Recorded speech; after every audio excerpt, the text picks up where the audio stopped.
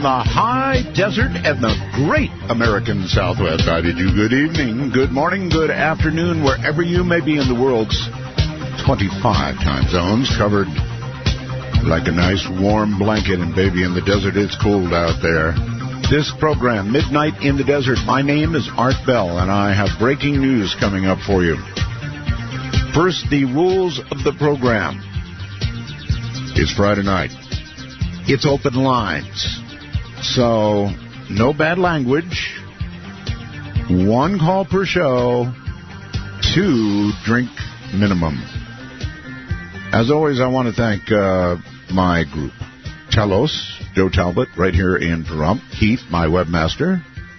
Heather Wade, my producer. If you've got something you want produced, meaning a guest, send it to producer@artbell.com. That's producer@artbell.com. Then we have Stream Guys, who distribute like crazy, although they haven't been arrested yet. LV.net, Sales, Pete Everhart, TuneIn Radio, News with Amy Martin, of course, and my dear wife, Erin, and, of course, Asia. All right. We do have breaking news. You know, I've been doing this show a long, long time. Decades, right? A show. I guess I had to put it that way. And in my career, I really had always hoped for this kind of breaking news. This is just like the speech I gave for Tabby's star, right? Which, by the way, is still every bit as much Tabby's star as it was. NASA has a theory, as we mentioned a long time ago, about comets. But that's all it is, a theory. They still don't know any more than they knew before about whether they're megastructures or not. Something to keep in mind. New breaking news tonight. Did scientists just pick up the first intelligent radio waves from a distant alien planet? This comes from the Express. Listen very closely. The fast radio bursts included one double signal never heard before and have astronomers buzzing with excitement over the possibility of it being a message with alien origins. Only 11 of the unidentified transient radio pulses have ever been recorded before around the world. I've got it up on artbell.com now, and it is the curious new double blast, which was accompanied by 4 singles, which has baffled astronomers analyzing data now from the Parkes Radio Telescope in New South Wales, Australia. Emily Petroff from Swinburne University in Melbourne, one of the team who discovered these signals, believes the origin could be more remarkable than anything recorded before. She tweeted, "We have no idea what's going on, but we know it's definitely something cool." The Parkes Observatory in Australia picked up the signals. The discovery is being compared in significance to the recording of the WOW signal, a strong narrow-band radio wave found by Jerry Ullman in 1977. That radio burst picked up by the Big Ear Radio Telescope of Ohio State University in the U.S. bore all the expected hallmarks of a non-terrestrial origin, but has not been detected since, right? If you want to read more about this, and there's a lot more to read, you really are going to want to go to my website, artbell.com, and read this. Just breaking. Again, did scientists pick up the first intelligent radio waves from an alien planet? Or in ham speak, Sirius DX, folks. The fast radio bursts included one double signal never heard, of course. Blah, blah, blah, blah, blah. Let me see what is the new stuff here. Definitely something cool. The discovery is being compared, yes, again, to the WOW signal. And they think that it could be extraterrestrial in origin. Could be 1 billion miles away. But it's a very, very strong signal, or group of signals, more accurately said. So,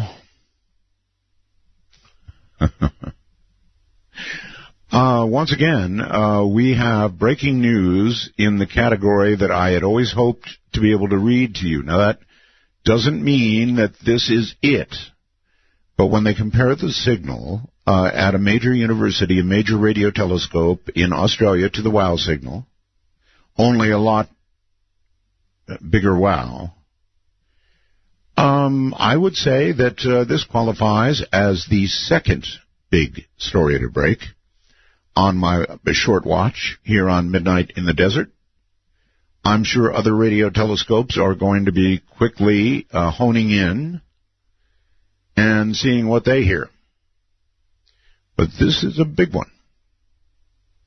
Scientists at major universities and major telescopes like Parkes don't make these statements without cause, without thinking really, really hard about it before they say it.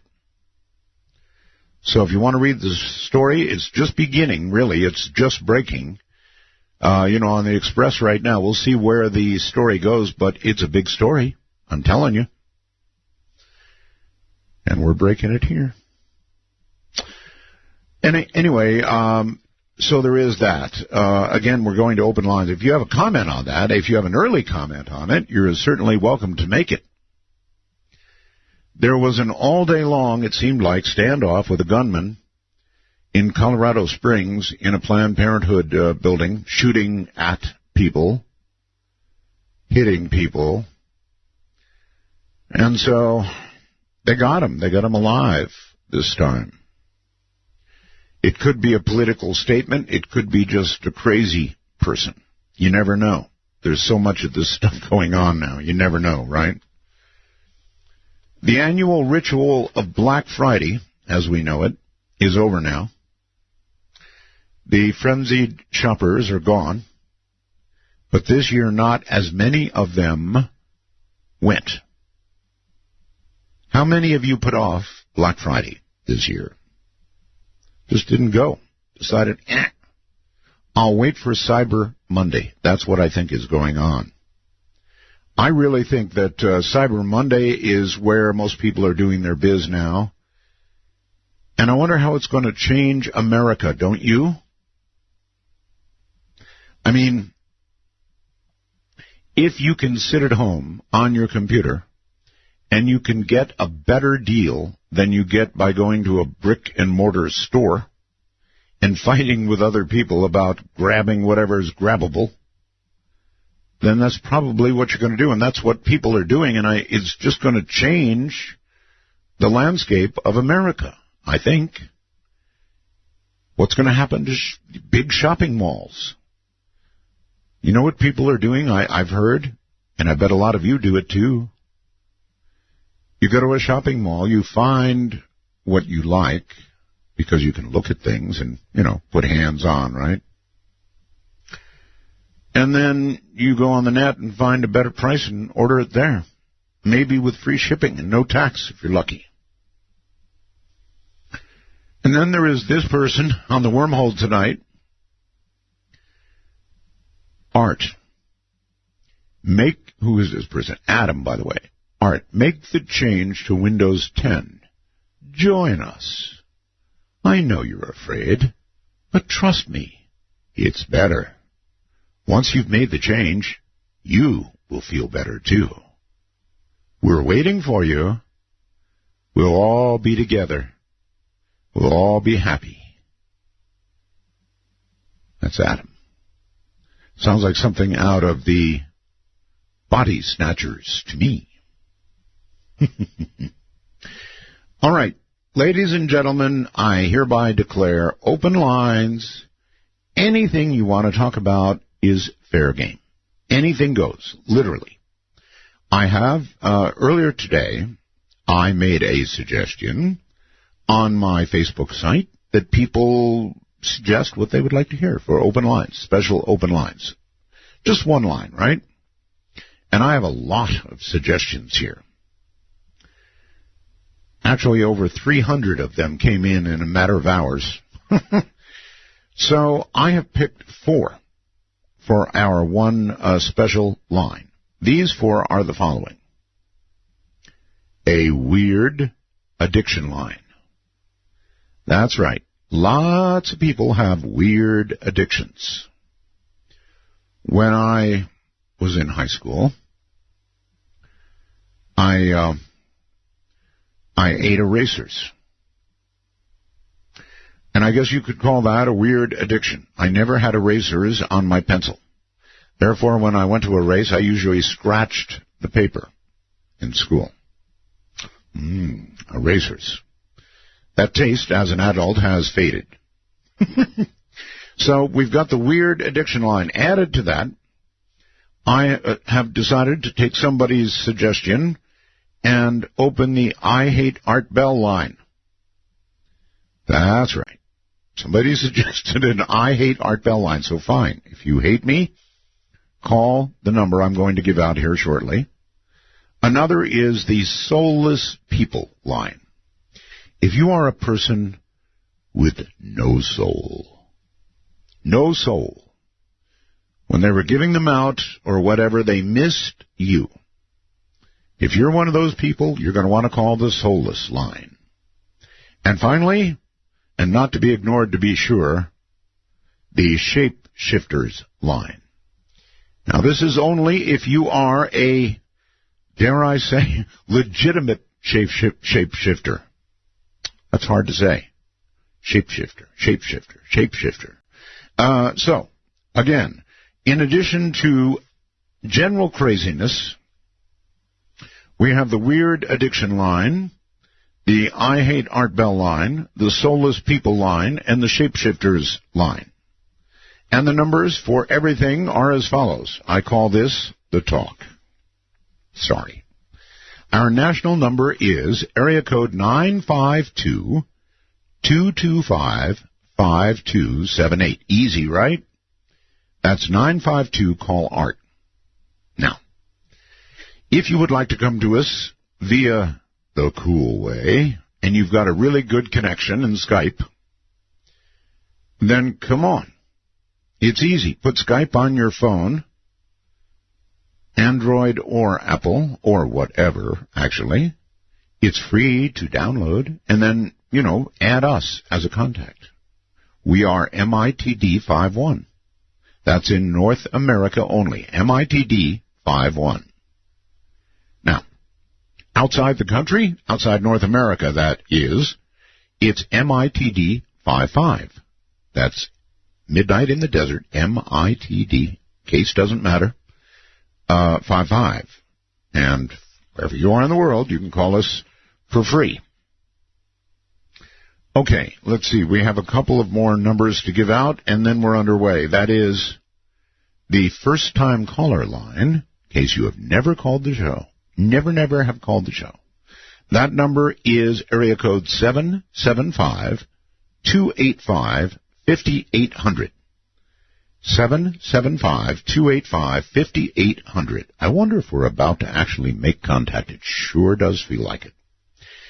The special line, the 4 special things you can do, would be at area code 575-208-7787. So, if you have a weird addiction, if you hate me, if you don't have a soul, or you're a shapeshifter, you can call area code 575-208-7787. I think that about sums it up and sets up a pretty wild night. Actual radio contact out there? Seriously? Somebody calling themselves Wildcard Line is going to be on the air on Skype. Hello. Hello, Art. Thanks for taking my call. Thank you for making it, sir. What a night, huh? That is really fancy to hear about a signal being found. Exciting. Yeah, Parkes Telescope in Australia. So, wow, indeed. The one thing that seems a little odd is they say it's several billion light years away and probably from another galaxy, so that has to be a pretty powerful signal. Very, very powerful. Well, I just was calling in to say that. It sounds like you have a lot of lines going tonight, so thanks for taking my call. You sure you don't want to try to fit in under one of those categories? You're not a shapeshifter, are you? Well, my guess is you may have a few more people calling and claiming to be your mouse today, but I'm not going to make such a claim. Yeah. Any weird addictions, sir? No, not that I know of. Do you hate me? Absolutely not. I've enjoyed listening to you. I listened to you a little bit streaming on the internet from Los Angeles over the weekend. And oh, man. Did you hear from L.A., huh? I live in Virginia. Okay. But I was just streaming it on the internet. KBC? I did. It was good hearing you on a radio station. I usually use the TuneIn app. And it makes me glad to be a time traveler and not having to listen to ads most of the time. There you have it. Nevertheless, glad to have you along live, and thank you for the call. Thanks, Art. Right, take care. Sure, it is big news. I mean, think about it. In all the years that I did a show, wherever it was, we never once, not even once, got a signal that would qualify up in the WOW signal territory. And now, in the span of a month, we have had 2 giant indications of alien life. No, possible alien life. Let me be clear. Possible alien life. This one from Parkes Telescope is a biggie, just as Tabby's star is a biggie. So, we're talking about serious stuff here. Maybe we are beginning to discover intelligent life out there. Let's go to my very, very special line and say, hello there, you're on the air. Hi, Art. My name's Joey from Daytona Beach. Daytona Beach. And which of my 4 categories would you like to address? I have a really weird addiction. Okay. All right. In the past, I've had a problem with drugs and alcohol, but I gave all of that up, and it really kind of occurred to me that I have a very strange addiction to anything that has to do with post-apocalyptia. Well, then you must be a movie fanatic because, man, they sure make a lot of movies about it, don't they? Yeah, they do. But to me, to be honest, I'm not sure if I can give you a book that I've read. I've read it over 14 times. Have you ever heard of Piers Anthony? Yes. The writer? Yes, well, you just picture yourself, sir. Where are you calling from? Daytona Beach, Florida. Daytona Beach. Okay, so picture yourself somehow making it to a Miami that is now nothing but a nub of its former self. All the buildings trashed to about 1/4 of their size. Nothing but tangled wreckage in the streets. Few people running around on motorcycles like Mad Max. Like that, huh? Uh-huh. That's post-apocalyptic, for sure. Yes, sir. So I'm actually addicted to a video game right now. Oh. And radiation and mutants and... That says it all. Weapon. Yeah. Yes, sir. Says it all. So you spend a lot of time... do you actually wish that the world was like that? Oh, yes, I do. Oh, God. I'm going to have to take that out. Mad Max-like stuff. How about that? Yes, sir. You actually want that? Yes, sir, I do.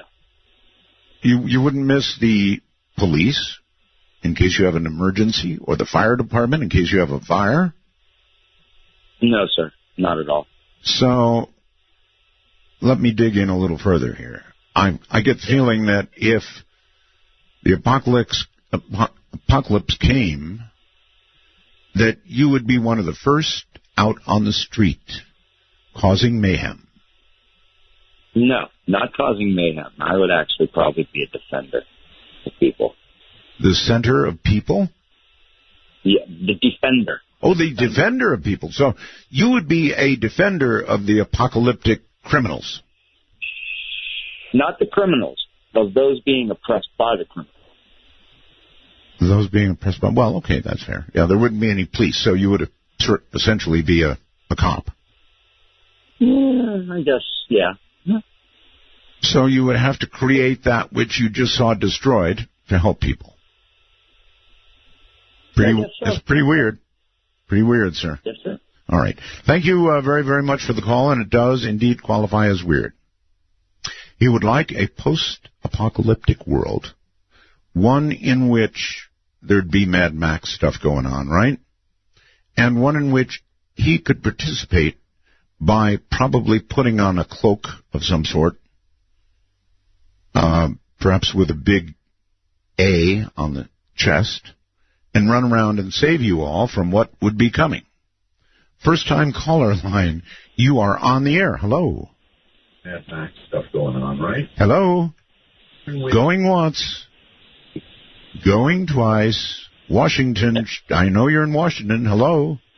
Hello, how are you? Hi, turn your device down and off, please. See, that's in the past. On the air. Sounds like about 30 seconds in the past. Can you get it turned off? Yeah, I can turn my phone off, yeah. Not your... Who you were talking to a minute ago when I called you with my phone is not me. Well, I don't know what you're talking about, but you've got your radio on or your device in the background, and that's interfering with things. That's you. And somebody else that was talking to you. No, there's nobody on but you, sir.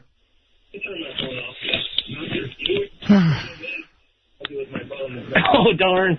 Oh, darn. He figured it out. Yeah. It's still going. There you go. No, still going. How's that?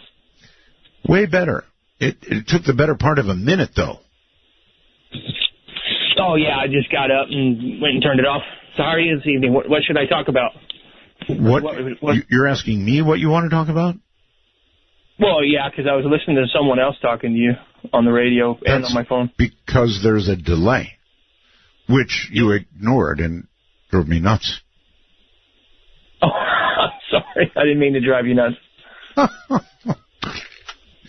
Yeah, see, you were listening to like 30 seconds in the past. So what you and I say right now will not appear in people's ears until perhaps as much as 30 seconds later. Kind of time travel. Isn't that awesome?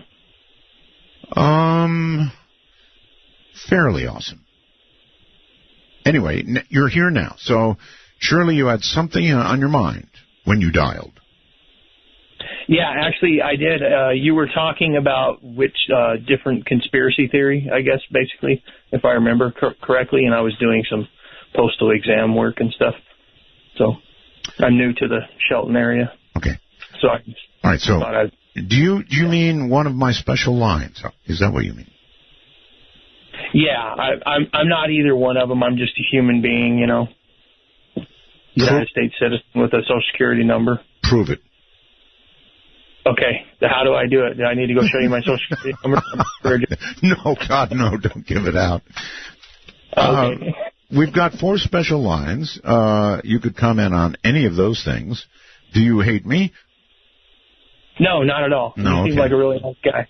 Are you without a soul? Are you a person without a soul? Oh, no, we got a soul. We got a soul. You got a soul. I got a soul. Good. All right, good. Do you occasionally shapeshift into something else? I thought about it, and then I just thought that's just insane. Insane. Okay, so here's the one that's got to be for you. I mean, surely you are addicted to something. Ooh, that's scary. Yeah. I'm you know what I'm addicted to? What?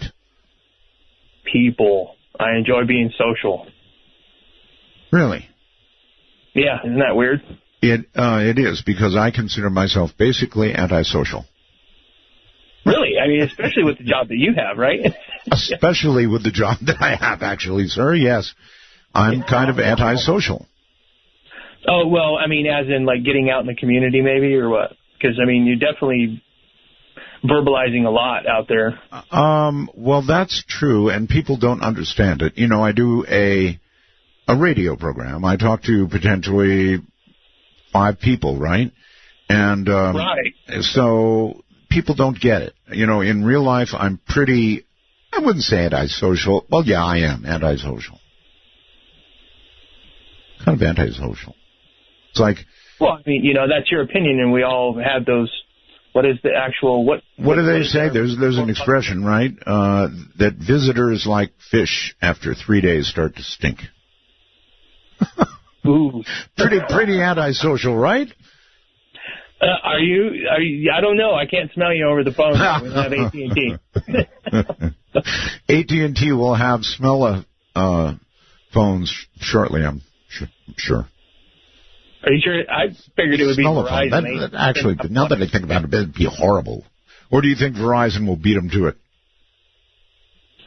Due to the fact that AT&T basically owns everything that Verizon uses, so yeah. Well, yeah, they now own DirecTV too. Oh, wow. You didn't know that? TV? No, I didn't know that. AT&T gobbled up DirecTV. Oh, I bet. Well, think about it. They're the ones that put all the power lines in order to even get it to where we're going, So. Well, they put the phone lines in. Power company did the power. All right, sir. Thank you very much for the call, and great to hear from you. So when we got to addiction, I heard him stumble severely. Now, he may not have laid it out all on us, but apparently there was something there. So, yes, we have 4 different lines. The Weird Addiction line, the I Hate Art Bell line. Don't be afraid now. Make the call. The Soulless People line and the Shapeshifters line, and that number is area code 575-208-7787. That's 575-208-7787. Let's go to Sonny on Skype. Hello. Hello, Sonny. Sonny, are you there? I hear you. Sonny apparently has left the room. Now, I'm trying to be patient tonight. I'm actually waiting for people, not giving them the usual going once,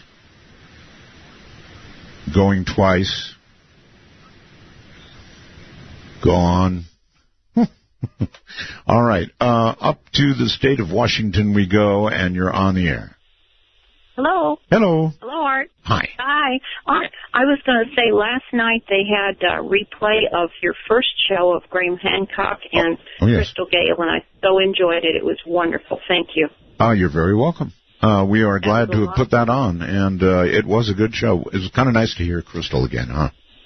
Oh, wasn't it fun? That's the first time I heard it, because I didn't know you were back on the air I guess I caught you maybe in October, early October, and I had or maybe September. I had no idea. I missed a couple months there, and this was just a delight. Thank you for doing that. You're most welcome. Now, would you like to comment on any of my weird lines?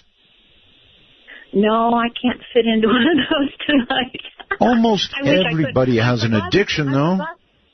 Yeah, I can't think of any of my addictions. I've had to give up alcohol. That was a good one. I had to give that up. And I don't smoke pot yet, although it's legal here now. So maybe that'll come into my life again. Hey, by the way, how is that working out up in Washington? I think it's working out okay. I am just not, I haven't seen any situations of anybody abusing it. Only a couple of times I've seen people sort of fall asleep in the slow traffic, at a stoplight or approaching a stoplight, and they fall asleep. And you don't know nowadays whether to go up and sort of you don't want to beep at them because they get angry. And so you sit there and you're thinking, well, now, and they begin slowing down when they're traveling. And when they're doing that, I'll beep at them to get their attention. But I think they're probably on pot or something. Yeah, or maybe keep a gun at them, and these days they're liable to draw a gun on you. Well, you never know, So I just usually, if they're still moving, I'll go ahead and beep at them to help them wake up. But if they're sitting there, I don't generally beep at them. All right. Well, listen, I got a break. So thank you for the call, and I appreciate the fact that you liked the show. In the nighttime, on yet another night with a contact story, this is Midnight in the Desert. Now I stand here helplessly, hoping you'll get into me. I am so into you, I can't think of nothing else. I want to love you, feel you, wrap myself around you.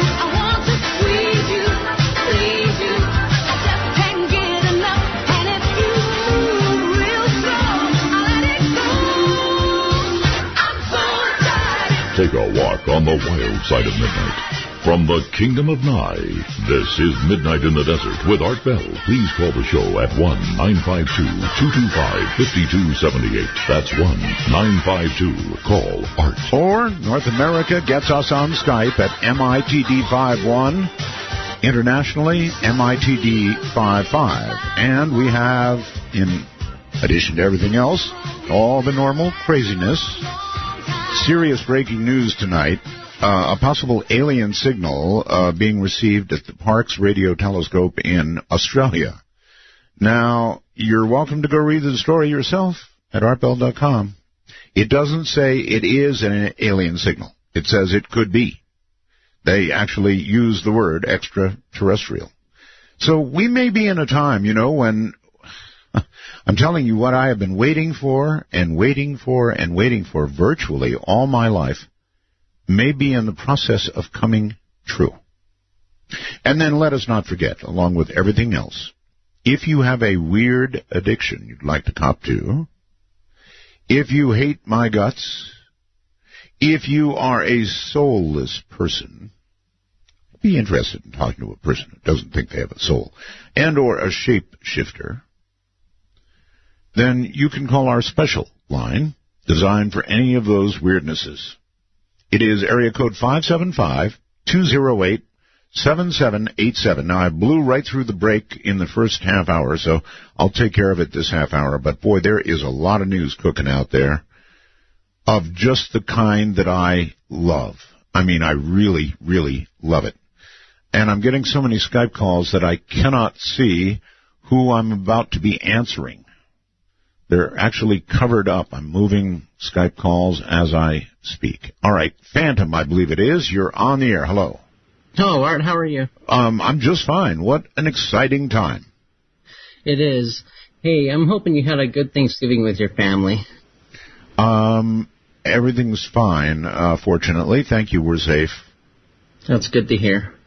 Well, you've got the 4 lines that you're doing tonight, but my story kind of falls outside of that. I don't know if you'd be up for a call about possession. Oh, absolutely. Are you possessed?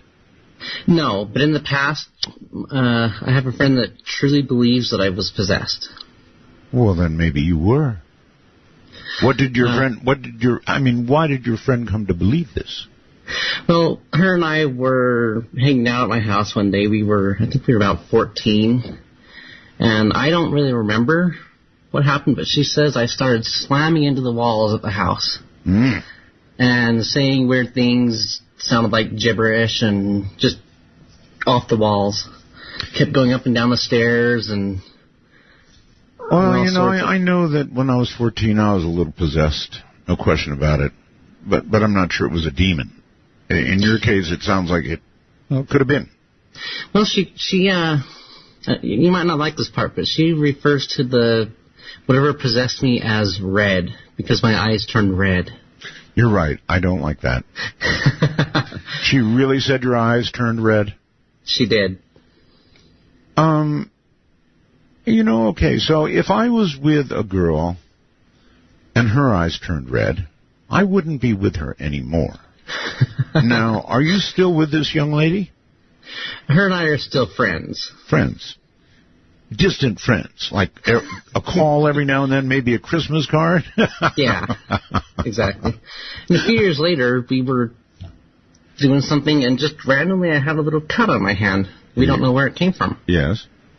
And it just started bleeding, just a little hole in the back of my hand. It has since healed, but it left a very slight scar. And this just happened... It was about 2 years after the possession. I'm saying spontaneously, a hole developed, and... Yeah, that's pretty weird. Maybe you are possessed. No, I apologize for all the noise in the background. I have a 24-year-old cat that wants to get on your show.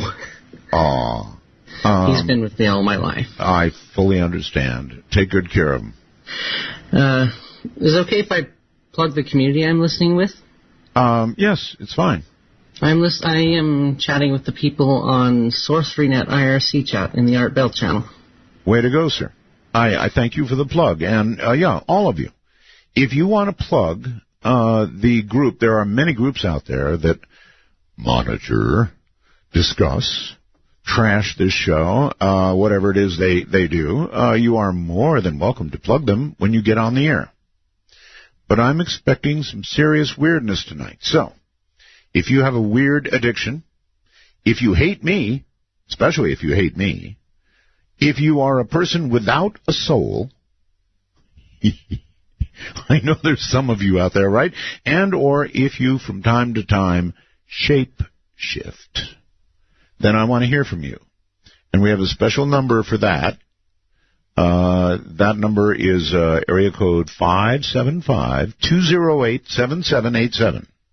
575-208-7787. And now I'm going to take the break that I did not take in the first half hour.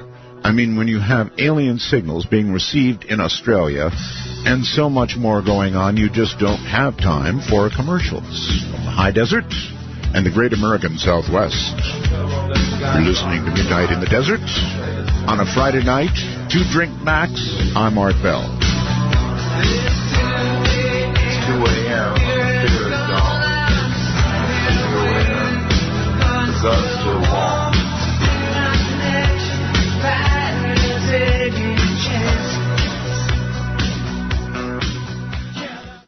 Very much look at us, but do not touch. Vedra is my name.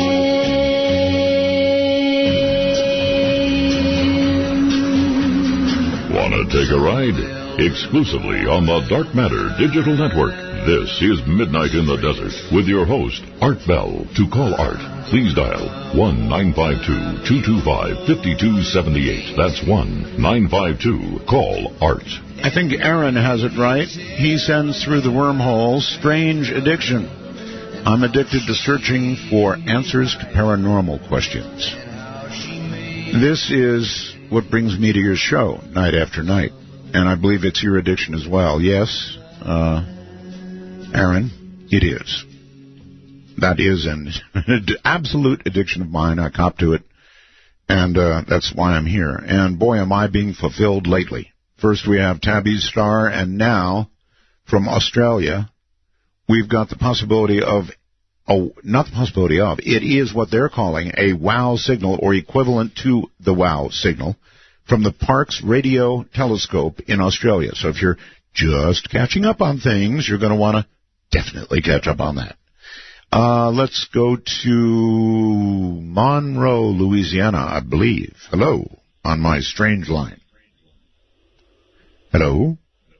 You talking about Monroe, Georgia? Georgia, yep, Georgia. Hey, Art. This is probably a little closer to your form of things, but I have a weird addiction that started about 5 years ago. Did it start slowly, or did it come on all at once?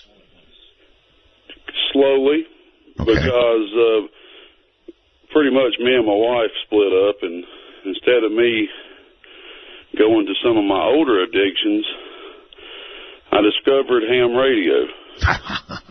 That's a good addiction. And when I say addiction, I mean it does get in the way of my personal finances. I am now addicted to building 10-meter amplifiers. 10? Is that 10 or 11 meter? Let's just say 10. Well, let's say it, but I think you mean 11. Well, you know, if it works for 10, it works for 11. Well, yeah, there is that. I mean, generally, not always. Some manufacturers put something in. By the way, I'm hearing myself in the background. Some manufacturers put in something special so that those 11-meter guys can't use 10-meter amps. You know that, right? Right, so it won't work on AM. Can you say treetop tall? I know you can.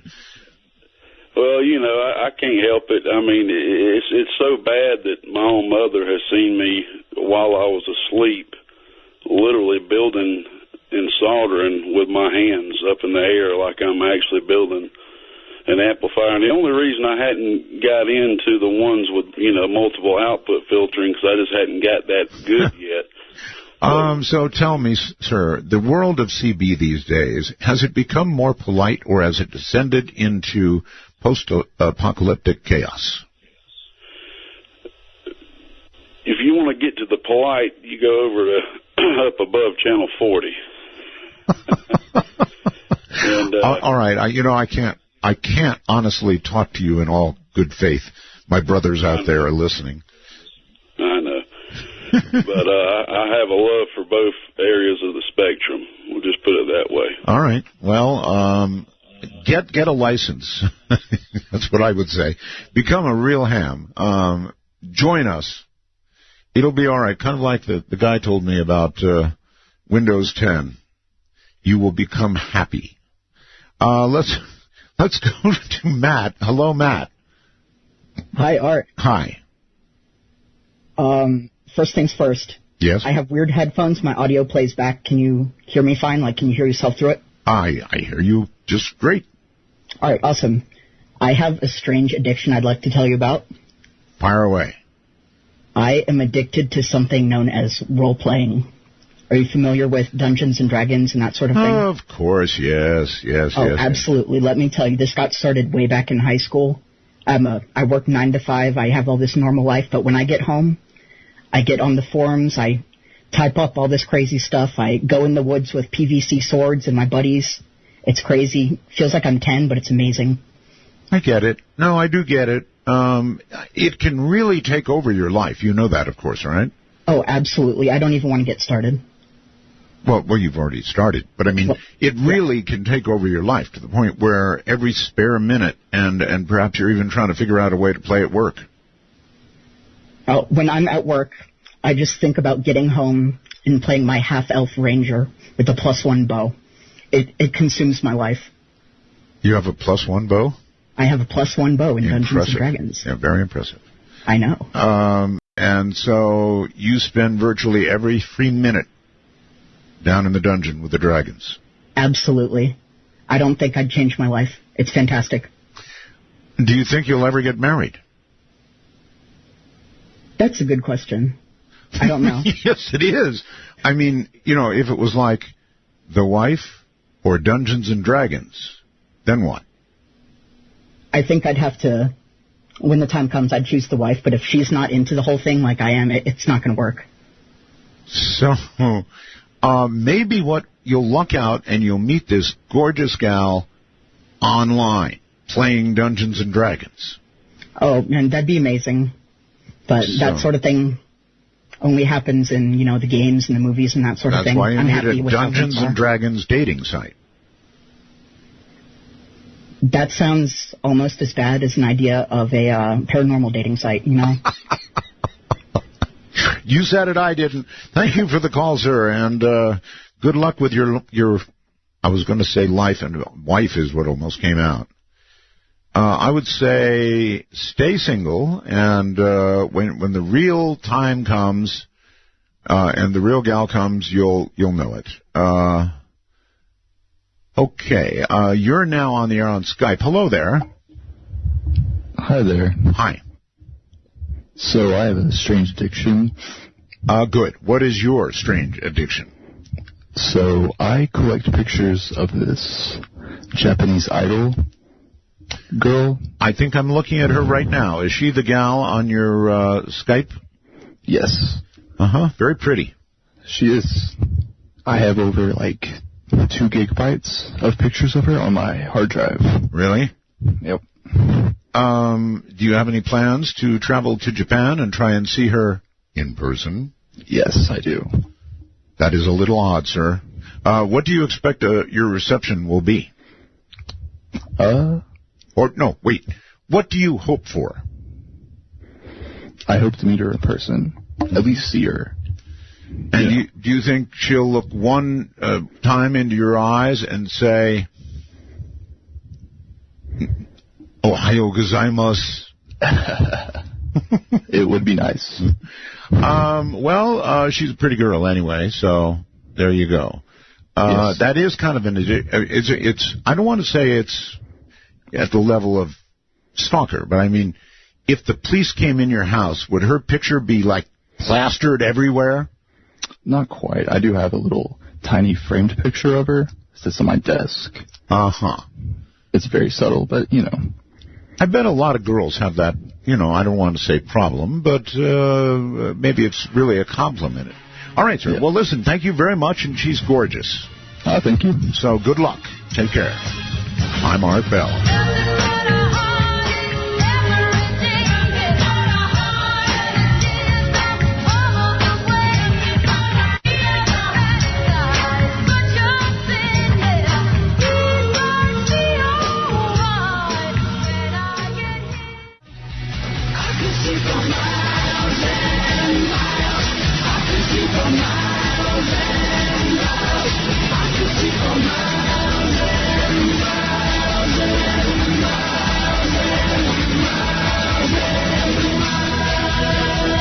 Midnight in the Desert doesn't screen calls. We trust you. But remember, the NSA, well, you know. To call the show, please dial 1-952-225-5278. That's 1-952-CALL-ART.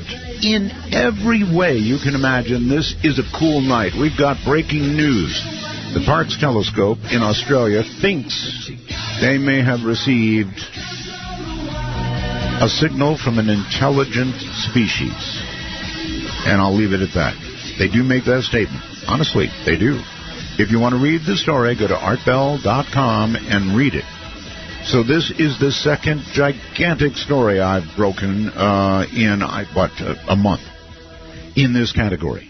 And I went for decades without breaking something like this on earlier programs.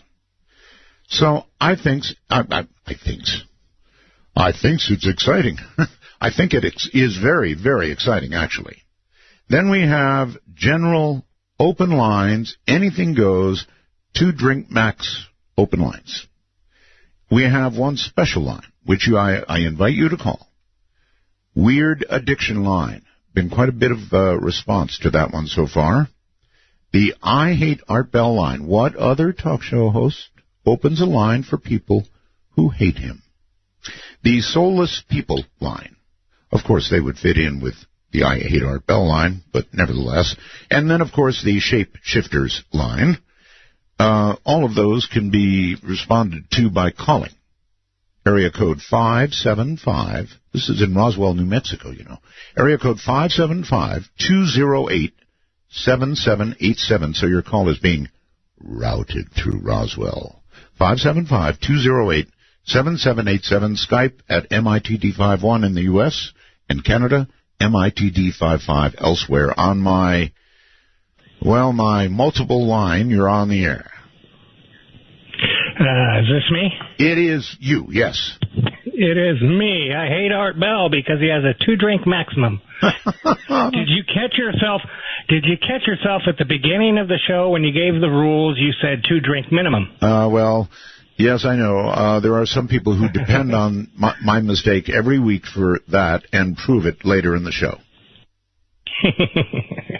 And I am without a soul. You're without a soul. Every one of your listeners is without a soul. You do not have a soul. You are a soul. We don't do dot dash dot or dot dot dot dash dot dash dot dot dot. Is that SOS? Dot dot dot dot dash dash dash dot dot dot. Yes. Right. Because we're saying save our spirituality. We're saying save our bodies. Save us. Well, because no, we don't. They're saying save our souls. We are souls. Well, there were how many? Isn't this a difference? Wait a minute. Isn't this kind of like a difference without a distinction, sir? I mean, you're saying. Well, it is a matter of semantics, and the reason that it's a matter of semantics is because it's an abused semantics. Did I say this was a line for semantics? You said it's a line for somebody without a soul. I don't possess a soul. All right, fine. I appreciate your sneakiness. Possessive of me. Do you fit any of the other categories? I mean, you must have some. I'm going to cut that out. That's just, the visual for that one is just. You're not really serious. More healthy. You're not serious. It's more healthy to squat. You are serious I'm thinking about buying. Yes. There's a device now for sale. You can get it on the internet. The Squatty Potty. I can remember the name. The Squatty Potty. Yes. We've actually advertised it on this program. Yes. Mm-hmm. Yes, and I will be ordering that. It'll make it a lot more convenient because from hemorrhoids, and I found out it's because of the toilet. Oh, well. And squatting was recommended to me. And you can call it a weird addiction. No, it's not that weird. I mean, your alternative certainly is, but I had to bleep that out. What?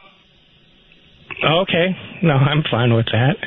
Yeah, thanks. I mean, the visual is just too much. All right, thank you very much for the call. Somebody once said to me, gentlemen don't do that in the shower. And so that could give you some clue as to why I bleeped him. Hey, hello there. Brandon, you're on the air. Wow. I know, wow, right? Yeah, you have no idea. Cool. Well, thanks for taking my call, Art. I'm actually a newer fan of you. I'm a time traveler as well. And I have a suggestion for a show first, and something like an experience to tell you about. Okay. First, my suggestion for a show, I think it'd be really cool if you did something on cults. They're really fascinating. I studied them a little bit in college, and just about how people can manipulate. No, you're breaking up a little bit. Let me ask you a question. Have you ever thought of starting a cult? No. That would be inhumane. That's not right. That's not cool. But okay. But yeah, I actually heard you talk about Jim Jones the other day on the show, and I did. Personal belief is that Jim Jones and the whole Jonestown thing was a conspiracy. But I won't get into that.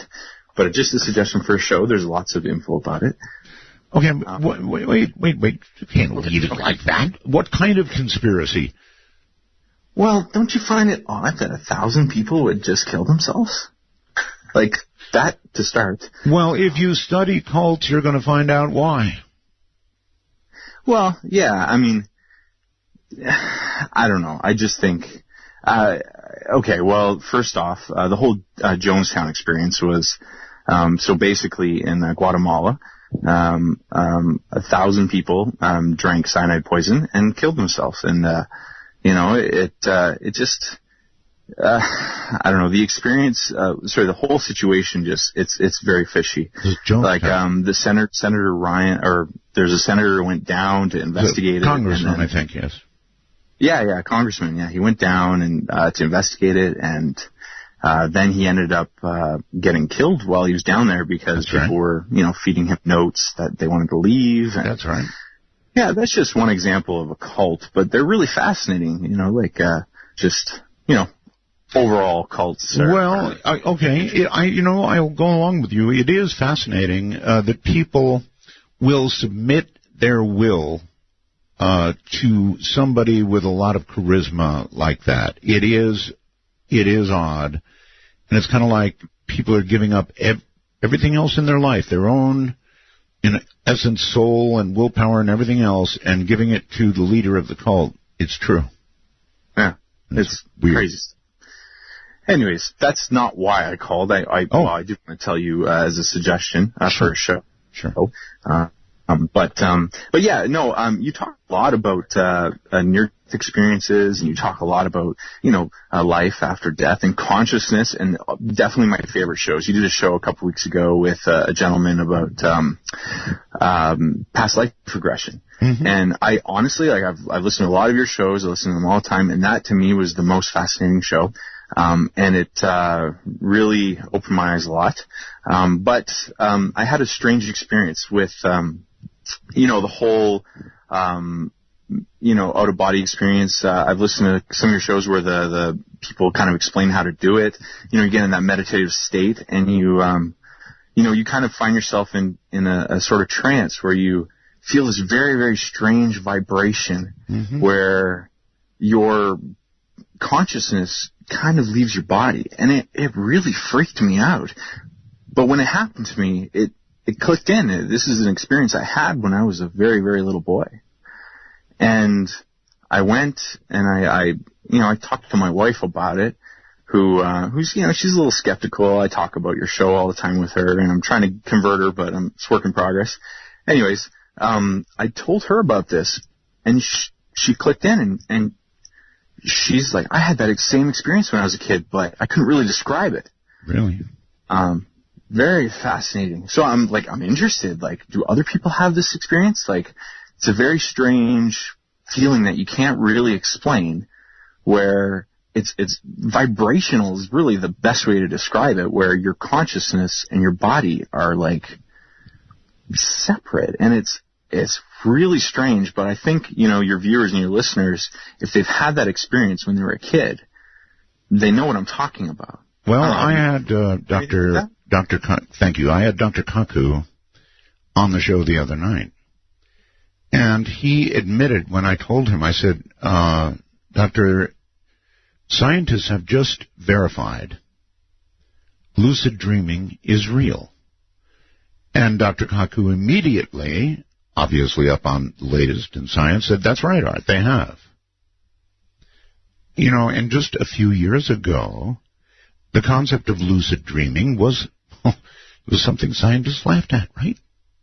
Oh, lucid dreaming, controlling your own dreams. Show me proof. Well, now there's proof.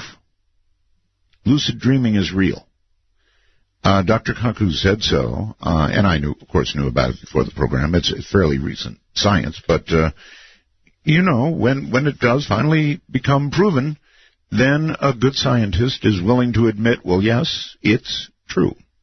Let's go outside the country and to Michelle. Hello. Hello, Art. Hi. Hopefully it's not too loud. I am sitting outside on the patio at McDonald's, getting a late lunch on my way to go take a Christmas present for my mom to the post office. McDonald's in Tokyo, right? Well, outside Tokyo, but yeah. Outside Tokyo. Do you know that McDonald's in the Philippines delivers? When you order McDonald's... Oh, do they really? Oh, yeah. It goes in a keep-it-warm sack on the back of a motorcycle, and you got it in about 10 minutes.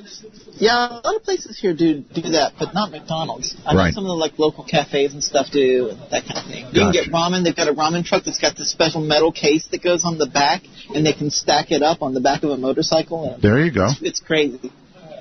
So how's everything in Japan today? It's going all right. I'm about to send my mom an iPad for Christmas. She's never had an iOS device before. She's not listening, so... Well, that's going to be a welcome surprise. I think she's probably going to love it. I hope so. She's always complaining about how she has to use her Mac to talk to me and all this kind of stuff, and I just thought, I'm going to make this easy for her. So, I'm sure she will say, but honey, there's so many buttons. What I have done is I have made a video showing her how to use it and put it on a DVD with the package. That's the way to do it. That was my thought. So I knew as soon as she opened it, she's like, I don't know how to use this. Mm-hmm. So. That's right. No, the video is a very, very, very good idea. And, of course, I recorded it with my iPhone, so. What a world. I know, right? Yeah. Everything is... are you addicted to something? Well, yeah, actually, I am. And I've got two things I wanted to talk to you about. One of them is the addiction. Okay. I'm addicted to collecting video games, mostly video games from the 80s and 90s. Good for you. I like those. I love them. And here in Japan, they've got tons of them, and they're real cheap because they don't really hold on to old stuff the way they do in America. Mm-hmm. In America, it kind of goes way up in value, and here it goes down in value. Really? So, okay. Yeah, so I've got about 350 or so old video games in my living room of my apartment, neatly arranged on shelves, not everywhere. I would love to have copies of some of those. My goodness. Yeah, and I've been recently getting into some old computer systems here in Japan as well, which they're all in Japanese, but that's part of the fun. You're a hacker. Oh, no. Oh, so what do you mean by getting into? Oh, I see. Getting into is in they're very old, like computers from the 1987. I was messing with you. One, yes. Okay, and you have another category, Michelle? Not another category. I actually wanted to mention to you about the sort of on the lines of the signal. I've been doing a research project with my English conversation class here in my school about whether students believe in UFOs or aliens. We did a sort of a survey on it, and the results were very, very surprising. And even more surprising were the number of people who said they'd seen one. Okay. And so we're putting that together, and maybe this is a question for Heather, but at some point our class runs at the same time as your show, and we'd like to see about calling and just asking you a few questions. I would have no problem with that at all. Okay. Well, we're like I said, our class is on Tuesdays, and it's on around the last hour of your show, I guess. Okay. And so we'll try and get that together. And right now I'm still getting on permission on my side, but it looks like it's going to go through, no problem. So. Tomo arigato. Hey. Well, anyway, I would look forward to that. Try and pick your best English students. That's what this class is. It's some of my best English students. This is a small, maybe 6-student class that of our third-year students who really enjoy English. So, would you say, Michelle, that English is harder to learn if you're Japanese, or Japanese is harder to learn if you're an American? I would say they're both equal, and the reason is because they're both so backwards to each other in terms of grammar and the way they function. They are indeed. You have to actually learn to think in a different way.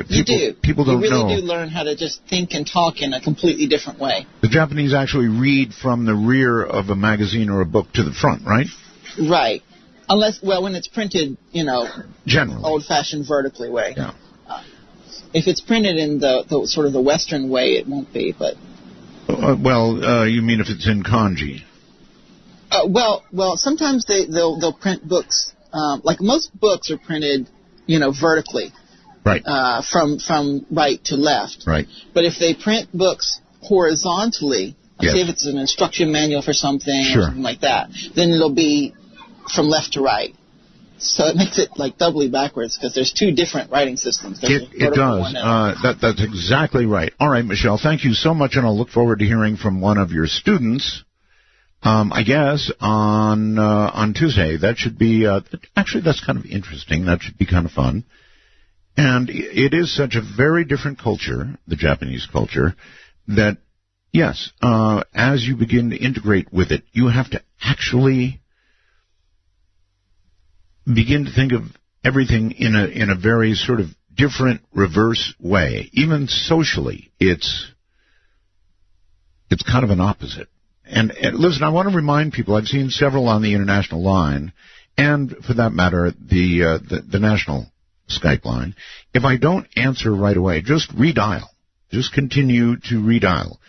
If you begin to hear my audio, if you hear the show, that means, guess what? You got through. So hang in there, and I will get to you. It's a free call, so you can afford to wait a little bit. Let's go to Roswell. Roswell, really? You're on the air. No, you're in Montana. Hello? Hello? Yes? Hello, Art. I'm going to quit trying to identify where people are, because I only get part of it, and I keep guessing. Where are you actually? I am in Montana. Montana. Okay, very good. KG7? No, don't give your old call. Don't do that. That identifies your address, so don't do that. Oh, copy that. Well, I called in to tell you about my addiction, and it's always been radio. Well, boy, I get that one so totally. You know, it started out with transistor radios years ago, and late night I'd always try to see how far I could receive something. And just recently, I got my ham radio license. And it's opened up a whole new thing to me, and yeah, I'm really excited about it. A whole new addiction. Yeah. Trust me, ham radio can turn into a serious addiction. I understand that, and when I look at these catalogs and I see, the price of rigs and antennas and what my friends want to get me into that I've just started to, get into. Yeah, I'm kind of worried about it, but I'm very excited about it, and I've listened to you for years and years, and I know you're an amateur or ham radio operator, and I'm really excited about the whole thing. Well, then I may catch you on the bands one of these days. I am indeed on the air, so there you go. Wonderful.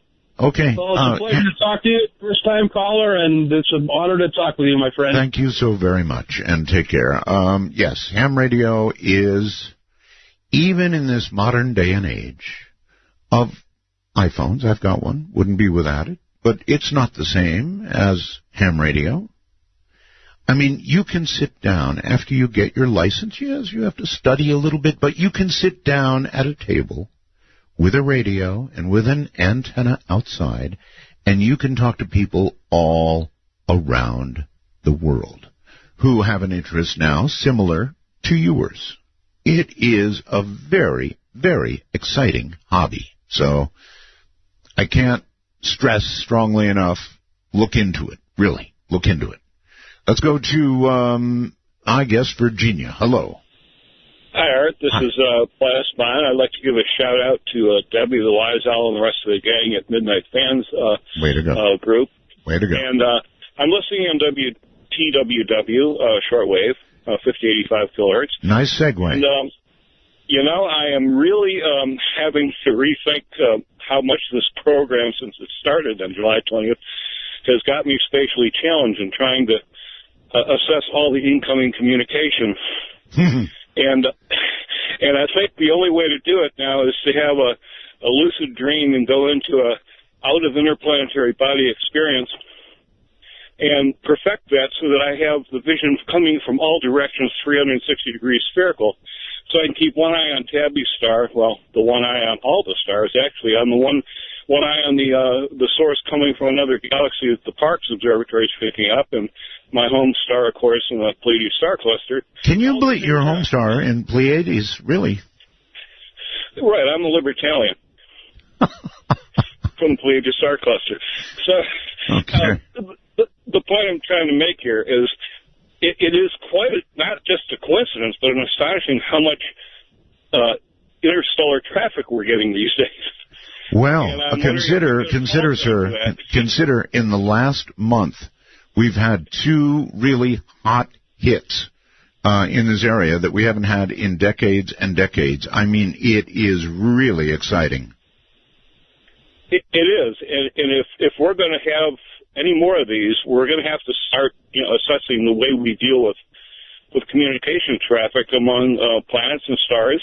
Yes. And don't forget, I'm still keeping a very close watch on this Martian crab thing, which has a bellows-like lung to compress the CO2 on Mars, which is only 1% of the pressure of Earth. Have you, by any chance, sir, seen the dome on Mars that we've got on our website? I haven't looked at that, but I shall now that you've mentioned it. Please, by all means. I mean, this thing has got to be artificial. It's got to be. I'm seeing so many car parts and assembled objects that, you just got to wonder, was there a civilization there before it was impacted, whatever, tore up one half of Mars? Was there a whole civilization there? Certainly possible. It seems that way. But the fact of the matter of looking at this Martian crab is saying it's got a bellows for lungs and then injects the CO2 into an algae reactor where it then makes oxygen, and instead of breathing out the CO2 like we would do, it just puts it back and recycles it through the bellows lung. Mm-hmm. This is something that really teaches us how to be a Martian. Well, it doesn't sound like, right now anyway, life as a Martian, as it were, would be easy. Wouldn't be an easy life. It'd be dreadfully cold and, very low pressure. If you ever lost pressure, it'd be just the same as being out of space. Your blood would just boil. It's only 1% pressure. Yes. But maybe terraforming over time is a possibility. We could certainly learn if that crab is a real creature and it's a living thing. Observing that could teach us a lot about Martian biology and how to maybe to adapt the human species. Well, yes. What was lost, thank you, can be found again or created again. I too think that eventually Martian atmosphere can be restored. I think it can be done. And I hope it becomes within our ability to do. I really do. Because we may need a place to go. The way we're treating Earth, we may need a place to go. Outside the country, you're on the air. Hello. Hello, Art. Yes, hello. Yeah, hi, it's Mark in Switzerland. Hey, Mark. I have an addiction. And that would be? I love to ride Swiss trains. It sounds like you're in a Swiss laboratory at the moment. Yeah, I'm big echo. In the basement, actually. Are you? Yeah. All right. I'm sorry, I missed your addiction. What was it? Riding Swiss trains. Oh, I totally get that. It must be awesome, especially up in the mountains, huh? Yeah, it's fantastic. And you can buy a yearly pass, and then you can ride indefinitely. Wow. Without limit. That does sound like fun. One of the best things I did in my entire life, Mark, was to ride from Vancouver to Niagara Falls, almost. Well, you know, on the Canada side. Ah, cool. So the train actually moved. Oh, my goodness, yes. It went right over the Canadian Rockies, and that really was an experience. That's fantastic. But the Alps has got to be pretty good. I have to talk about the signal. This is very exciting. Yeah, please go ahead. I think this is could be a very exciting day to prove to us that we're not alone. It could. We've got two big hits in the last month, Mark. Tabby Star that remains as much a mystery as the day they announced, and now possibly a signal that they describe as big as the WOW signal from Australia. And is there going to be some follow-up news on this? Damn well better be. Good. And I hope to hear it. I expect to hear it on your show. Well, okay. You can depend on hearing it here, Mark. No question about it. But, you know, it's the Parkes telescope in Australia. So this is more than, you know, some minor matter. It's not yet in the bigger media, but I'm thinking it will be. Cool. We'll stay tuned, Art, and I wish you a good weekend. You have a great weekend, Mark, all the way from Switzerland. So if you're outside the country and you want to talk to us, no problem. Skype is free. Absolutely free. Just download Skype, put in MITD 55, and no matter where you are in the world, one click, and here we are. It's that simple. Let's go to our special line. Hello there. Hello there. Hi. All right. Oh, wonderful. You're obviously calling for one of four reasons. What are my reasons? Well, I might have had an ulterior motive here. Really? Yes, I did. You mean like sneaking in on a line that you weren't supposed to call? No, I couldn't remember what numbers I was supposed to call, so I pushed the redial from night before last. It rang, so I said, hot diggity. I hope I got the right line. This is bad, because this is, well, I mean, I can test you if you would like. Okay. You may qualify under one of these possibilities. Okay. Okay, so we have the weird addiction line. Do you have a weird addiction? Oh, yeah. Yeah, I've got that for sure, and it's about you. I'm addicted to your soothing voice every night, and also hearing the temperature of the rest of the country out there as they call in and talk to you. All right. Hold tight. I'll come back to you because you sound like a good guy. I'm Art Bell. She's got something that moves my soul, and she knows I'd love to love her, but she lets me down every time. Can't make her mind. She's no one's lover tonight. With me, she'll be so.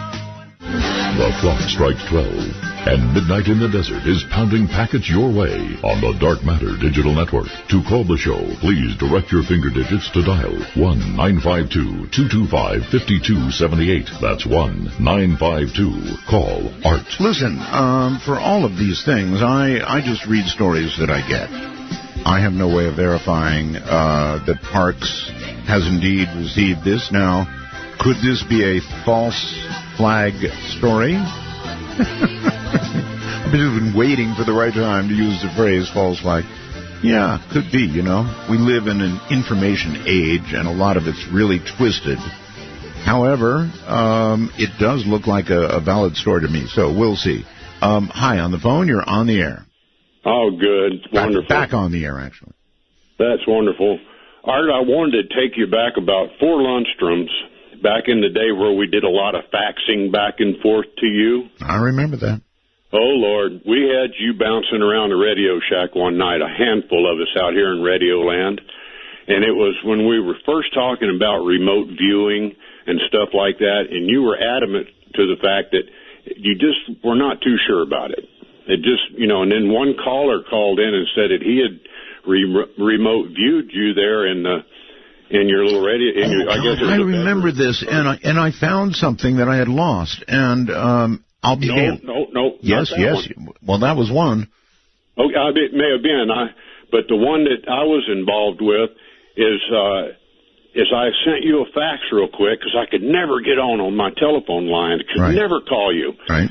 And so I sent a fax as, okay, you pick an object, set it on the desk or on the shelf in front of you, and let us fax in pictures. We'll draw them up by hand of what that is. Mm-hmm. And you looked around, and then you found what was a picture of you inside a special, I forget the frilly type frame, like a metal frame that's all... That's right. You remember that one? I do. And so I drew it up real quick, and I sent it to you. And the only thing I messed up is I was sure Ramona was in front of you at a lower level. Yes. And I included her. And then 4 other people sent in the same thing. That's right. They didn't I remember. Frames. I remember. And you were bouncing all over the room. It was so good. I was just thrilled. The wife was she was bouncing in the bedroom with me. And there was one just as big as that, sir. I had lost something. I can't remember what it was, but it wasn't a tool, And somebody said, open your closet, look in your toolbox, and I'll be damned if it wasn't there. I forget what the item was now, but it may have been my keys or something that I had lost, and it was there. So... No blew me away. That still doesn't mean that, I'm gulping the Kool-Aid, but it does look like there's something to it. Well, I've done this since I was a kid, and one of my favorite things is you take a few bounces down the road, and all of a sudden you're elevated and you're flying, and that is just wonderful dreaming. Fly anywhere you want to go, and so when I started listening to you, I would just be so into listening to what's going on, I would find myself standing outside the window of that Radio Shack looking at your house. Oh. And then one time I got over in the corner. I think you got a monitor mounted up there now or something. Kind of creepy. Looking down at you. And it was just so cool. And so one time I went over to a 2-day thing in Las Vegas where Ed Dames was teaching this stuff. Yes. And I thought, I'm going to get really good at this. But I didn't like the way he taught it, so I left after the first day. But I thought, you know what? I'm going to take and come home because I live over by Sacramento. I'll come back through Death Valley, and I'll detour through Pahrump and see if I can't drive straight to where you live.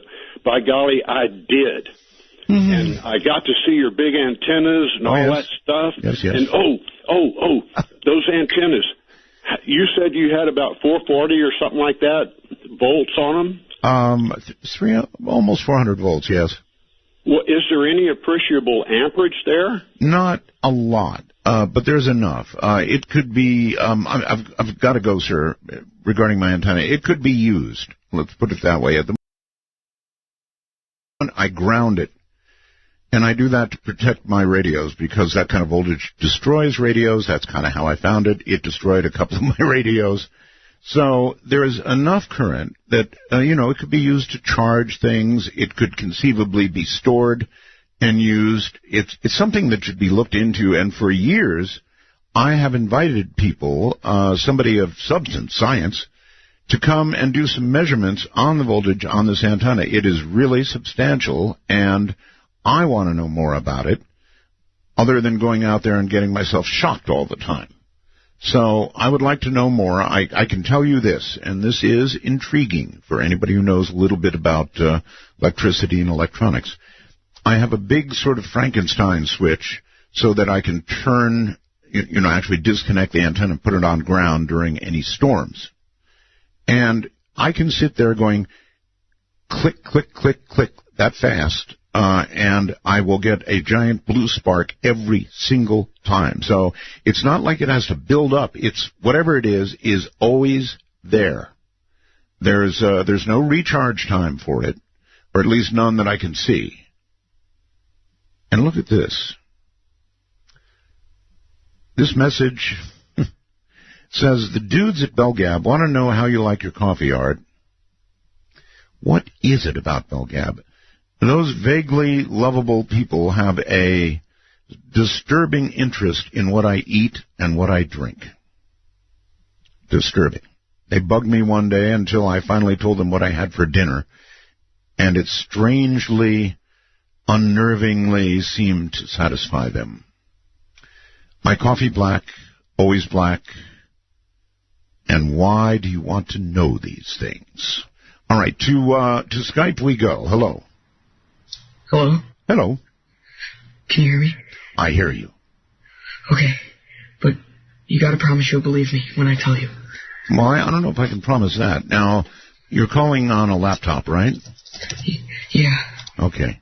Try and get closer to the little hole in the top of the laptop where the mic is.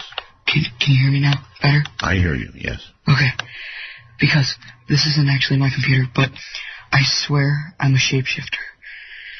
Oh, good. Or something like that. All right. So don't we... Let's take it one step at a time. This is radio. We've got a lot of time. You're able to shapeshift. What can you shapeshift into? I've like a dog. A dog. Are you a manly dog, like a German Shepherd? Or? I think so. I have like a long, like a snout, and yeah, I'd probably say either like a mutt. Sometimes I've been a German Shepherd, but mainly like mutts. Okay, like a mutt. All right. Does it happen frequently? Does it happen at night, full moon, or what brings it on? If I concentrate hard enough, because I was adopted by these real mean people, and I live on a farm, and if I try hard enough at night, I can turn into a person. So I'm mostly a dog, and I'm on the computer right now, and I'm trying to find answers. You're actually more dog than person. Yeah. Okay. And I'm trying to find answers. Okay, well, one thing that everybody would want to know, and we all wonder what a dog's life is like. Well, you kind of just sleep, you wag your tail. Yeah. Now, does tail wagging absolutely mean you're happy, or is it just sort of a reflexive action, to any response? Both, I'd probably say. Okay. And how do you feel about cats? Sometimes I can feel some negative energy, and I usually stay away from them, but some of them are kind of nice. Okay. Most dogs wouldn't say that about cats. Generally, I think their reaction is more negative than positive. Let's see, what else can I ask you about a dog's life? I mean, tell me. Well, half the day I'm usually trying to hide from my owners because I told you they're really mean. Mean, yes. They're very mean.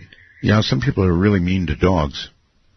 Yeah, I just don't like them. I try to run away, but they got a shock collar. It's just... Oh. Yeah, I mean, what's that like, getting brought up short with a collar? Oh, that must be awful. On a chain, probably. Mm-hmm. I've been trying to research how to take it off, but it doesn't work. No. Do you ever feel like, biting your owners? I feel like they would put me down if I tried, so I haven't. Put you down. That's the way to put it, I guess, yes. Well, how about food?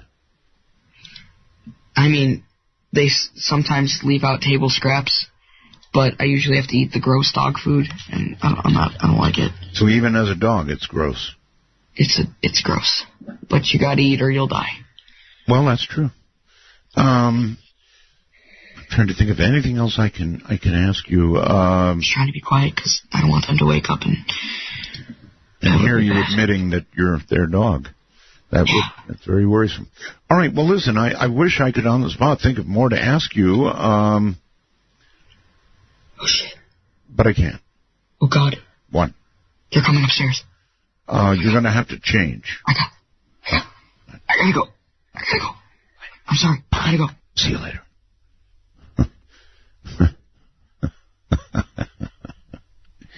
Yes. Yes, indeed. Well, it's Friday night, and I asked for it, right? The one thing I haven't heard yet is I hate Art Bell. I've got the weird addiction line. This one line carries all these things. Weird addiction line. I hate Art Bell. Soulless people. Somebody snuck in under that one. And shapeshifters. And we just had our first shapeshifter. If you are any of those things or want to talk about them, it is area code 575-208-7787. 575-208-7787. I was going to ask him about fire hydrants, but I thought, nah, that's rude. Right? First time caller line, you are on the air. Who? You. Me? You. Oh, goodness gracious. Yeah. Well, I was looking at your, listening to the thing about the things you're addicted to. Yes. And I'm afraid since 1951 I got my amateur license. But before that, I was a kid bootlegging on the air. That wasn't very nice. But nevertheless, I'm addicted to radio. Well, I think, frankly, most people who begin in radio start bootlegging something or another. I've done it. I admit it. And I think most people in radio have done that. Well, you know what? I would probably have never gotten into it as deep as I am now. I used to work on avionics for quite a while, and most of the stuff is I never went to radio school. It's all been self-taught, and I wound up eventually working on deep sea ships mostly. Really? Yeah, on all the telegraph gear and the radar and anything electronic on the ship on the bridge. And it wound up being a work. Uh-oh, you're starting to break up on us. Uh-oh, I'm breaking up on you. No, now you're really breaking up on us. I'm breaking up on you? Oh, goodness. Yep. Goodness gracious. A good radio guy will get to the bottom of that quick. Well, I'm on some stupid little one of these UHF wireless phones right now, so that might be what it is. Is this any better? Well, it's understandable now, yeah. Oh, okay, because I was getting ready to say that I was away from the base unit. Nevertheless, I was in that for years, working for Marconi, then Mackie Radio, and going all over the blasted world. But I had a lot of fun, and I still have fun, and I've got too many radios now. You think you've got a bunch? Take a look at my picture. Thank you very much for the call. It is, without question, very, very addictive. And I've got a lot of radios. I've got radios stacked in my wife hates it. She absolutely hates it. She will not, she is a woman of order, right? Everything in its place and a place for everything. And she will not even look in my closet. Rarely do I look in my closet. On our special line, you're on the air. Hello. Hello. Hi, can you hear me now? I can hear you, yes. Yes, sir. I wanted to tell you that I hate Art Bell because there's never anybody on here who really explains the projection of the astral body correctly, and I'm here to help you with that. Okay. All right, go ahead. if I could leave you with anything, Art, in our brief conversation, is that the way to teach yourself to recognize your astral body is to auto-suggest to yourself that you are going to wake up in your sleep and you are actually going to look down and see yourself laying there. Now, when a person does this, you actually get very excited, and especially the first time that you do it, and maybe successive times that you do it, you will do a thing that is called repercussion, and it's when you just instantly go back to your body. As long as you're a physically alive person, you will always have this mechanism. It's a fail-safe mechanism built into the incidents when it happens and occurs that just takes you right back to your body. And it usually happens because the first time that you do it and look down and you're really conscious of what you're doing, you see your physical body and you get so excited that, like I said, you repercuss. Well, this is a little bit of a false flag call because you don't really hate me. You just wanted to get in on this line to be able to say all that. Right, because I've heard so long now people that, and if I may say so, there's a very famous book that was written almost 100 years ago called The Projection of the Astral Body that was written in 1921 that goes over all the terminology that they diagnosed for the projection of the astral body. Also going into like where you could actually go into different times and... All right, well, look, I will try what you have suggested. Thank you for the call, but really... You were sort of just abusing that line, frankly. I'm sorry about that. Very quickly, let's go to Skype and say hello to Ryan. Hello, Art. Hi. I'm up here in the state of Washington. Yes, sir. And let me mute my audio. There we go. I wanted to veer off track here for just a little bit. This whole show is off track. Don't worry. If there's anything I'm addicted to, it is trying to find out more about the gray aliens, the non-human EVEs. No, they're not necessarily the good ones. But I just wanted to mention to the audience that there are now credible slides, credible video. Sir, I'll tell you what. I've got a break coming up. Gray aliens, I'll hold you over. How's that? Okay. All right, stay right there. He came from somewhere back in long ago. The sound of a fool don't see, trying hard to recreate what had yet to be created. Once in her life, she musters a smile. It's always repeating itself.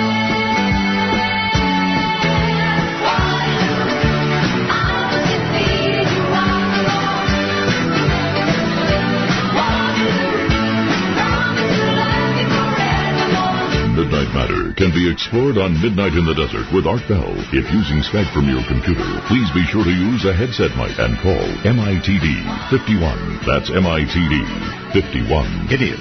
How you doing, everybody? Open lines, anything you want to talk about goes. And we've got a kind of a quad-based line, special line tonight. Now, if you have a weird addiction, we want to hear from you. If you hate me, I want to hear from you, but it better be real hate. Soulless people are welcome to call that line, as are shape shifters. We had somebody barking at us there just a little while ago.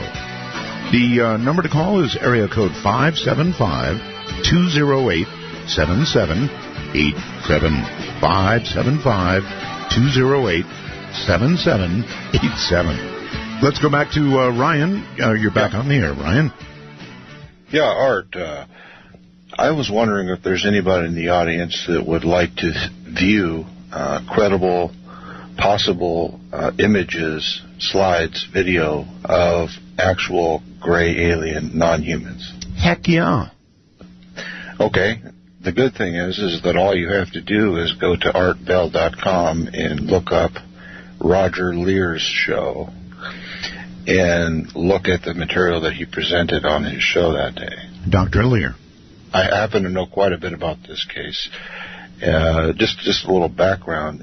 There was 7 people that witnessed a dome-shaped silver metallic craft over the ocean near Turkey. Now, Roger Lear was there doing a conference, and he's photographed there. He was there. He saw it himself. And yeah, that's right. I know it occurred during the conference. I know what you're talking about. Right. So I just wanted to put that out there because we talk about these subjects all the time, and I'm surprised that Turkey didn't warn it and try to shoot it down. Right. One thing that I found out about it is that it happened over a fault line, which I don't know if that has anything to do with it. But one of the more interesting things about this video is it was actually filmed on mini DV cassette, which is a physical film, and it's not digital, so it's very, very hard to hoax, to fake a... You'd have to slice it up and cut it up. Oh, yeah, I remember it occurred during a conference. All right, thank you very much for the reminder. And he is right. The late Dr. Lear did indeed see and film exactly that. So you might want to look into it. All right, on our weird line with 4 possibilities, you're on the air. Hello? Hello? Yes, hello. Hi, Art. I just wanted to say that I hate you. You hate me? Yes, sir, I do. Good. And the reason I hate you is because since the early 90s, I have been absolutely addicted to your show and lost sleep over it all the time. I stay up all night long and listen to your radio show. So I just wanted to say that. Yes, thank you. You're the best radio host, and I love you, and it's awesome. All right, thank you. Look, that is such a false flag. 4 times now. If you're going to call the I Hate Art Bell line, for God's sakes, get up a little bit of real hate. Put some pizzazz into it. Don't use it just as a reason to get through. Yeah, I know it's easier to get through. And by the way, we will do, during the last 10 minutes of the show tonight, people are asking for it. I've been doing it. So tonight we will do Fast Blast during about the last 10 minutes. And that means everybody gets to call. You get about 10 seconds, if you're lucky, on the air. Maybe a sentence. I felt I should explain Fast Blast. Maybe a sentence. So if you have something you want to get across, and it's really important, form it into a single sentence and get ready to say it during Fast Blast. All right?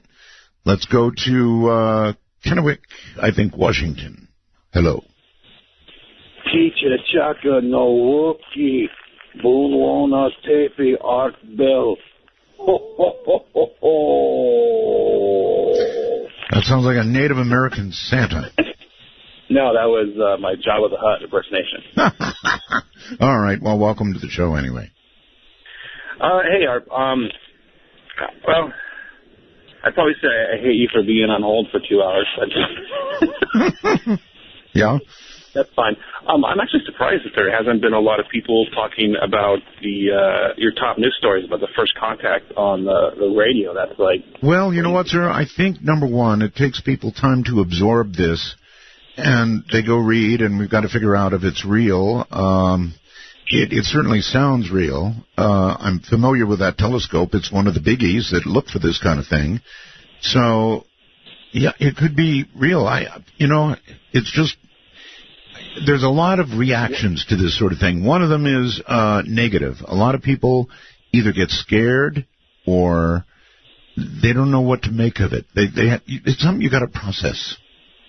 I think it's, in our mythos of what we try to determine what first contact would be like, it's always been like, say, a physical presence or like aliens just right here. And then we have to figure out if they're hostile or benevolent. Right. But, I mean, here's like a kind of a third option where, like, maybe our first contact, if it is actually an alien civilization, will be long-range, radio signals or some other form of communication. Right. And then, it's like when we, as humans, I think it's easy to process aliens, especially if they're not really physically here and they're just out there. But what I always get curious is, like, if that was actually a radio signal where we actually intercepted some sort of communication and then begin to actually have real communications in whatever form that could be. Like, I wonder would there be like a consensus of all the countries, or would it be just Americans?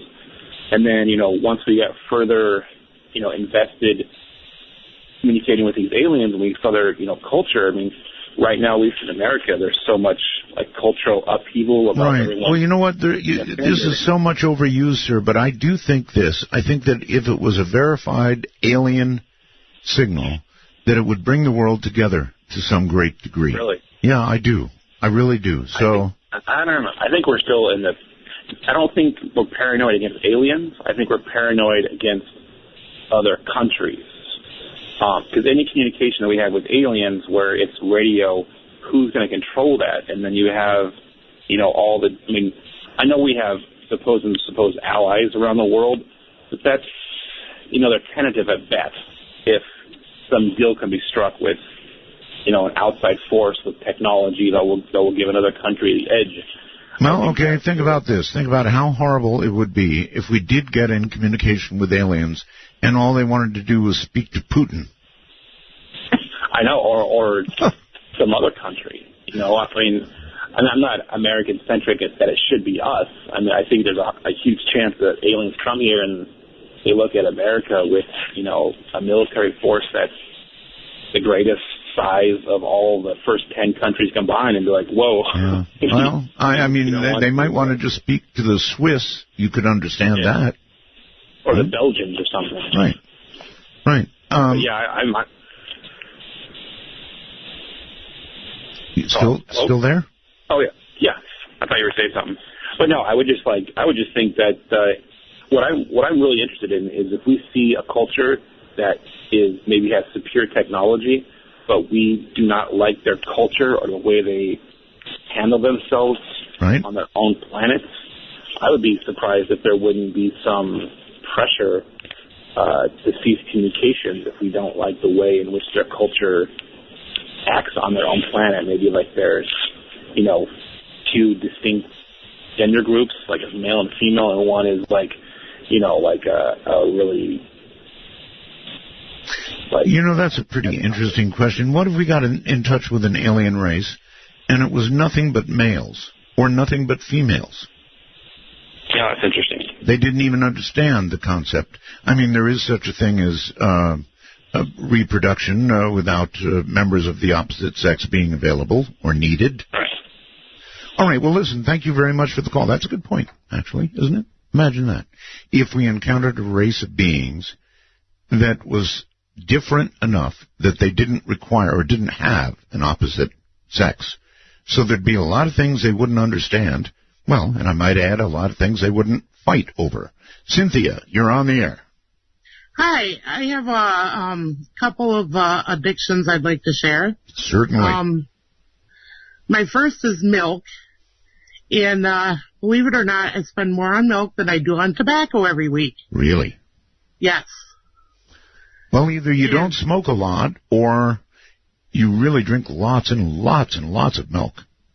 Both. I drink about 3 gallons a week. And how much do you smoke? A 6-ounce bag usually lasts me about 3 weeks. Did you say a 6-ounce bag? Yes. Of raw tobacco? Yeah, and it lasts me about 3 weeks. So you roll your own? Well, actually, I smoke a pipe, but yeah. You smoke a pipe? Yeah. That's how I get away with smoking so little. How do people react to that? They think it's kind of strange that a female is supposed to pipe. But... Exactly, yeah. Exactly. Oh, well. That's life. It's also a strange addiction, so you qualify. Okay, another addiction I have is houseplants. And my daughter tries to steer me away from any place that sells live plants. I understand. They're all over the house. Yes. How many plants would you say you have? I don't have as much as I used to, but before I had kids, I had over 100 plants in my apartment. 100? In an apartment? Yes. That qualifies, totally. Buried alive. And the other addiction is, since I was introduced to your program a few minutes ago, or a few months ago, I've been listening almost every night. Well, that's an okay addiction. So. All right. Cynthia, thank you, and have a good night. Keep on trucking and smoking, I guess. A pipe. That is pretty unusual. You don't see a lot of women smoking pipes, do you? Let's go to, back to our weird line. You're on the air. Hello. Is it me? It is you. Obviously. Okay, this is Fontaine. Howdy. And my addiction is to genealogy and then meeting the people that I find in history in my bloodline and having interactions with them in the dream time. Oh, really? So, in other words, you look people up, you find them, right? You trace your lineage, and then you have a dream and meet them. Yes. And sometimes we get along, and sometimes we don't. I guess that is part of lucid dreaming, huh? Well, it's part of dreaming. I don't know how I'd categorize it, but well, no. Lucid dreaming means you can direct your own dreams.